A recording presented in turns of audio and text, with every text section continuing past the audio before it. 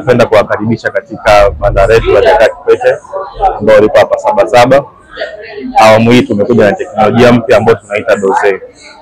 Doze ni aina ya monitor ambayo yenyewe inakuwa ni tofauti na monitor za kawaida tulizozoea. Monitor za kawaida hupima mara moja ambapo pale mtu ataiamuru ipime, lakini Doze hupima kwa mfululizo wa masaa 24 pasipo kusimama.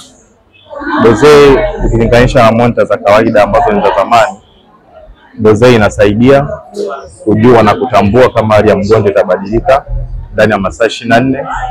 Kwa mfano wagonjwa walazwa wodini kiutaratibu huwa wakipimwa na manesi kila baada ya masaa 8 kwa wodini, lakini kwa Doze inapima mfululizo ndani ya masaa 24.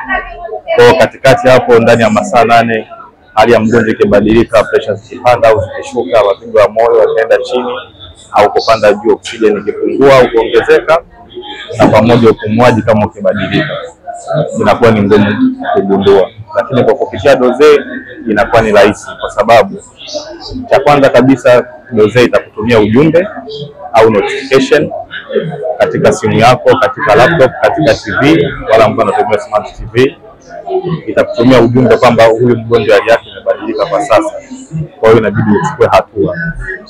Cha pili kabisa, Doze itakuwezesha kuangalia pressure za mgonjwa, mapigo ya moyo, oksijeni kwenye damu, upumuaji, joto mwili, popote pale ulipo.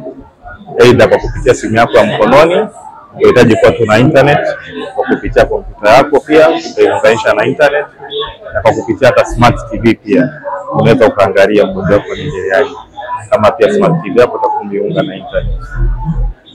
Hiki kifaa tunafungia wagonjwa ambao wako maodini na wale wagonjwa ambao wako majumbani, na pia wale wagonjwa ambao tumetoka kwa ruhusa hospitalini baada ya operation zile kubwa, ili tuweze kuwapatia kwa ukaribu zaidi.